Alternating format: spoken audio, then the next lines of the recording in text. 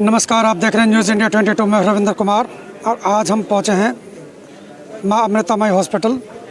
यहाँ पे पलवली गांव का एक बंदा है जिसका मर्डर हुआ है। उस केस में लोग आए हैं गांव से, कितने काफ़ी संख्या में लोग पहुंचे हैं। और बताया जा रहा है कि बंदे को सुबह एडमिट किया था, सुबह से अब शाम हो चुकी है। गाड़ी देख लो। गाड़ी पे भी रक्त लगा हुआ है, जैसा कि आप देख रहे हैं। बुरी तरह गाड़ी देखो, बुरी पुलिस की।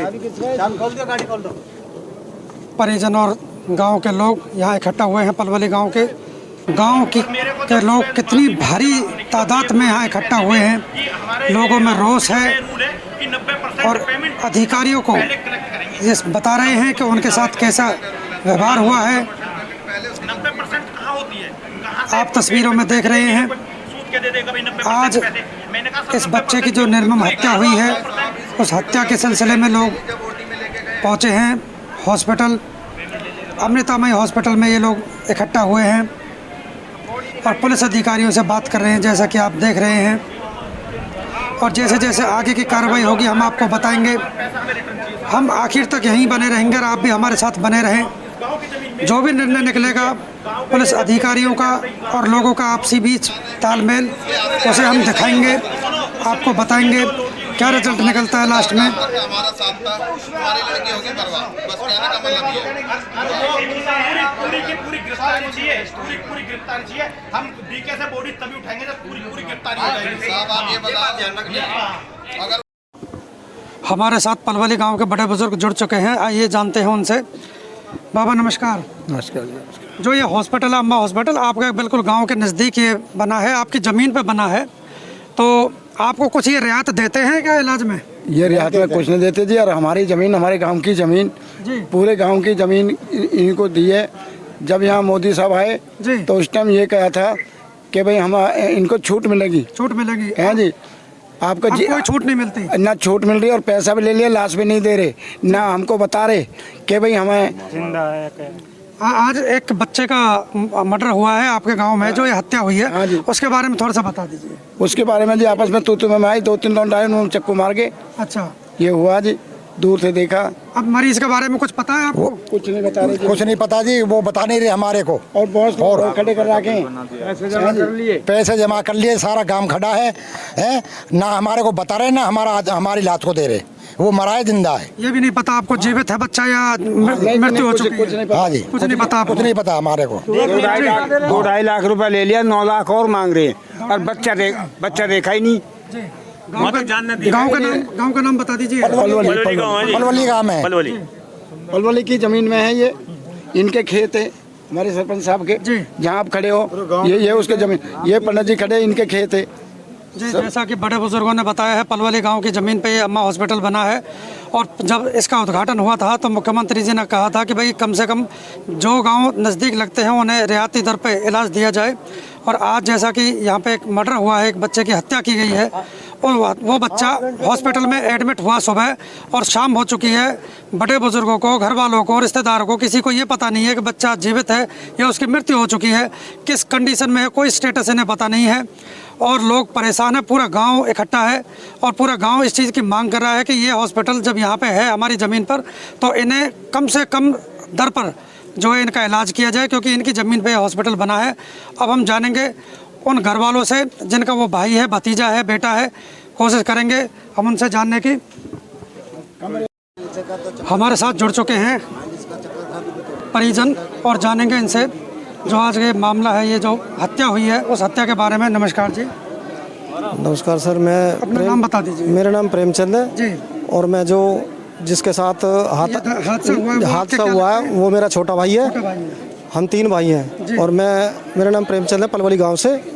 और सुबह ये हादसा हुआ था, वो सुबह ड्यूटी के लिए जा रहा था, तभी लेडीज़ों में उनमें तू में हो रही थी। वो समझाने के लिए गया, लेकिन उन्होंने कल की रंजिश कुछ ऐसी बांधी हुई थी कि इन्होंने पहले प्लान बना रखा था मारने का, क्योंकि वो तेज बोल भी रहा था नरेंद्र जो कि बुलाओ वो चौधरी कौन से, तुम्हारे बस की बात नहीं है ये उसको समझाना, उसको हम दूसरे तरीके से समझाएंगे, उसी को बुलाओ। तो जो हमलावर है वो गाँव का ही है या बाहर का है? पड़ोसी हैं वो। पड़ोसी गाँव का ही? हाँ पड़ोसी हैं वो।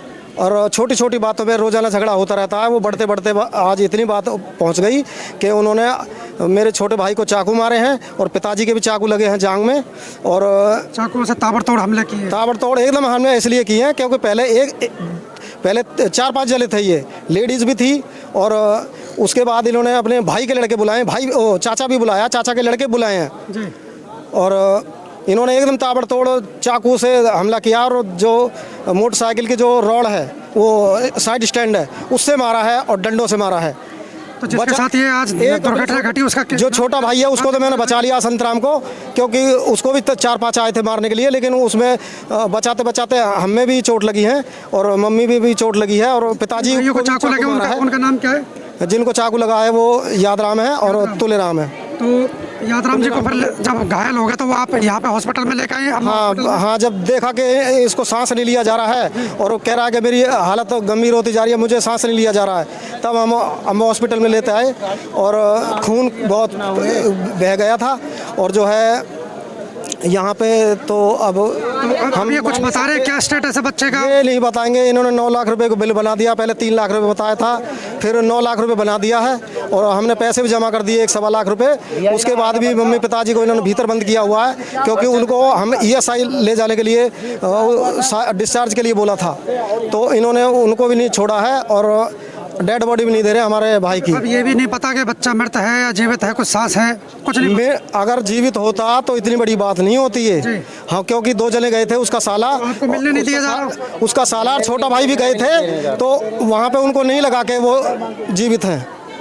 ये केवल पैसे बना किसी को मिलने और किसी को मिलने में नहीं दे रहे, और पैसे बनाए जा रहे हैं। केवल 3 लाख बोल के बिल बना 5 लाख रुपए बिल बनाया जा रहा है, व्यापार किया जा रहा है। हाँ जी, व्यापार किया जा रहा है। और जबकि इन्होंने गांव की जो जमीन इन्होंने ली थी हॉस्पिटल बनाने के लिए, तो बोला था रियायत देंगे गांव के जो भी गांव के इन्होंने आसपास के गांव हैं उनसे जो जमीन ली गई थी उनको रियायत देने के लिए बात की थी। लेकिन यहाँ पे ऐसा कुछ नहीं है, यहाँ पे तो खाली जेब लूटने वाली बात है और घर बिचवाने वाली बात है जी।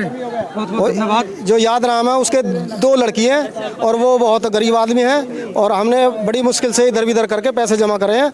अब हमारे बस की नहीं है कि कुछ हम यहाँ पे वो कर सकें। जैसा प्रेम जी ने बताया, टैक्सी ड्राइवर है जी, टैक्सी ड्राइवर है, मेहनत मजदूरी करते हैं, ये टैक्सी ड्राइवर गाड़ी है, और ब्लड भी पड़ा हुआ है। पहले जब ये हॉस्पिटल चालू हुआ, इसका काम चालू हुआ, तो आसपास के गांव में ये प्रचार किया गया था कि 1100 बेड प्राइवेट होंगे और 1100 जनता के लिए फ्री होंगे। लोग काफ़ी उत्साहित थे, लोगों में खुशी थी कि भाई कम से कम 1100 बेड फ्री होंगे तो आम जनमानस का इलाज फ्री होगा। लेकिन अब यहाँ पे बोर्ड लगा दिया गया है प्राइवेट हॉस्पिटल, और यहाँ पे कोई रियायती दर पे इलाज नहीं है, ना पलवली गांव के लिए, ना खेड़ी कला के लिए। आसपास बादशाहपुर, टिकावली, रिवाजपुर, किसी गांव को कोई रियायत नहीं दी जा रही। और आज जो इनका बच्चा यहाँ पे घायल अवस्था में है, जिसका इन्हें ये पता नहीं है कि बच्चा जीवित है या मृत्यु हो चुकी है, जिस पर चाकुओं से ताबड़तोड़ हमला हुआ है, उसके बारे में इन्हें कुछ नहीं बताया जा रहा। ये लोग परेशान हैं। सुबह से शाम हो चुकी है, पूरा गांव इकट्ठा है, जैसा कि आप लोग तस्वीरों में देख रहे हैं। और भी जानेंगे यहाँ पे गांव वालों से। पूरा गांव इकट्ठा है जी। अब देख लो, जैसे भी ये तो हॉस्पिटल वाले तो पागल बना रहे हैं, क्या कर सकते हैं इसका। इन्होंने तो एक व्यापार बना दिया, क्योंकि इन्होंने पहले भी बोला हुआ था कि भाई हर चीज़ की हम सुविधा देंगे, पर कोई सुविधा नहीं है। ये पागल बनाने वाली बात है। देखो, हर जमीन लेने का बहाना था ये महेंद्र प्रताप जी का, कि जमीन लेने के बाद इनको बना दिया गया है, वैसे ये बहाना था। और कोई सुविधा गाँव के लिए नहीं है, ना बादशाहपुर, ना टिकावली, ना किसी गाँव के लिए भी नहीं है। देखो, हर कोई आम आदमी इतना तो घर में पैसा रखता नहीं है कि कल को कोई ट्रेजेडी हो जाए वो जाके एकदम हॉस्पिटल में दे दे। नहीं, 1,50,000 की बात है तो किसी से मांग के ले जाए, पर लेकिन ये 9-9 लाख रुपए मांग रहे हैं, 10-10 लाख रुपए मांग रहे हैं। कौन किसी का किस टाइम जमीन बेच के आएगा, ये तो बताओ। तो हम अपने चैनल के माध्यम से सरकार से और पुलिस प्रशासन से ये मांग करेंगे कि अपराधियों को जल्दी से जल्दी पकड़ा जाए और इस परिवार को न्याय दिया जाए। 25 जने थे। हम जानेंगे आपसे। नमस्कार जी, ये घटना कैसे घटी आज? ये सुबह जो है ऑफिस के लिए निकल रहे थे, 7 बजे के लगभग की बातें हैं। गाड़ी में आया है और उसने गिरवान आके पकड़ लिए। 3 जनों ने चाकू पकड़ रहे थे, 15-20 आगे और कूद के उसे जो है बाहर निकाल दिया और चक्कू पे चक्कू घोपते चले गए। हत्या हुई है और बोलने की सुध में नहीं है, रो के बुरा हाल है। गोली भर ली थी उसकी ऐसे करके। कम से कम 20-25 जने आए थे। पत्नी है, इतनी बड़े पत्नी यहाँ पे मारा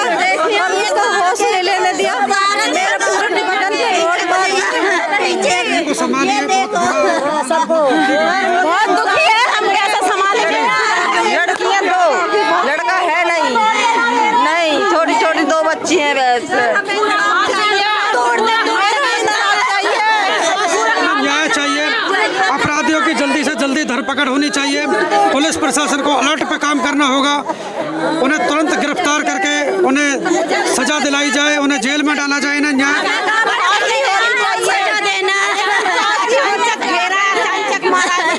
हाल है रो रो के।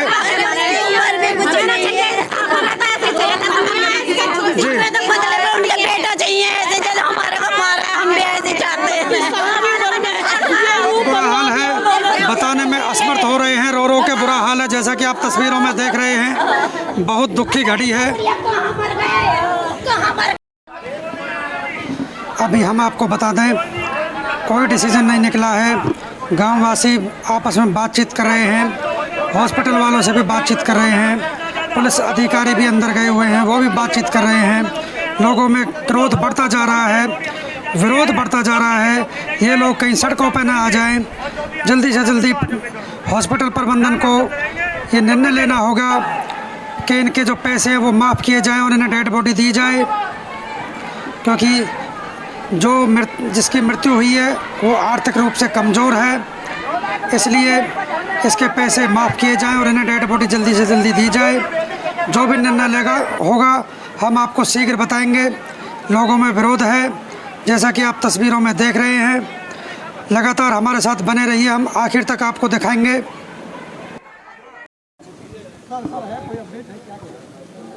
होगी हॉस्पिटल वालों से बात, हमारी डेड बॉडी दे रहे हैं वो पुलिस के हैंड ओवर बीके हॉस्पिटल जा रही है पोस्टमार्टम के लिए। ठीक है जी, आगे की कार्रवाई है, पुलिस से रिक्वेस्ट है हमारी, पुलिस से हाथ जोड़े, पुलिस अपनी कार्रवाई कर रही है। तो कुछ खर्चा वगैरह माफ़ किया? खर्चा वगैरह ये इनका बिल बना हुआ था 7 लाख समथिंग कुछ। 7 लाख बन कैसे गया? हमारी डेड बॉडी दे रही है, ठीक है। उसके लिए इन्होंने ये क्या दिया कि यहाँ के इंचार्ज हैं कि वो आपका बिल माफ़ हो रहा है। जो हमारे 1 लाख रुपए की पेमेंट आज हमने दी भी है, उसके लिए इन्होंने 1 आध दिन का टाइम मांगा हुआ। हमारा कॉन्टैक्ट नंबर, हमारा एड्रेस दिया उन्होंने। सुनो तो भाई, बस हमारा कहने का मतलब ये, अब हॉस्पिटल से ये है कि हमारी डेड बॉडी पुलिस का हैंड ओवर करी जाए। ठीक, तो ये साहब है, बाकी गांव बस्ती का अस्पताल में नहीं आएगी झांकने में। चलिए वो अलग लेडीज को भेजो। हाँ लेडीज भेज दी। जैसा कि बताया है,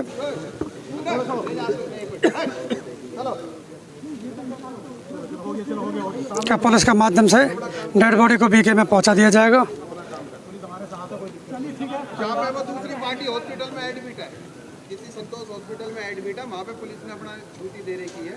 बाकी जो वो मुलजिम है, वो जैसे उनका जो भी ट्रीटमेंट हो रहा है, हाँ जो भी उनका चोट पैट जो भी लगी है उन्हें, प्रशासन से हमारी कोई शिकायत नहीं है। प्रशासन अपना पूरा काम कर रहा है।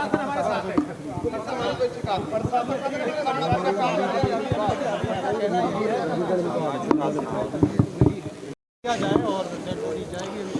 जैसा कि हमें सूत्रों से पता लगा है, लोगों जो अंदर गए थे कमेटी के अंदर, गांववासी और पुलिस अधिकारी, पता लगा है कि डेड बॉडी को पुलिस के सुपुर्द किया जा रहा है और वो उन्हें बीके हॉस्पिटल पोस्टमार्टम के लिए ले जा रहे हैं। और गांव के लोग अब यहाँ से वापस अपने अपने घर के लिए लौट रहे हैं। और जो इस पीड़ित पक्ष पर, इस परिवार पर जो इन्होंने पैसे का खर्चा बनाया था, जो ट्रीटमेंट का खर्चा बनाया था, उसे ये माफ़ कर रहे हैं। जो आज सुबह इन्होंने 1 लाख रुपए की पेमेंट जमा की थी, उसे रिफंड के लिए 1-2 दिन का टाइम मांगा है। बाकी जो 7-8 लाख रुपए और ऊपर से बना रखे हैं, उन्हें अब ये माफ़ कर रहे हैं। आप देखते रहे न्यूज़ इंडिया 22। मैं हूं रविंद्र कुमार, नमस्कार।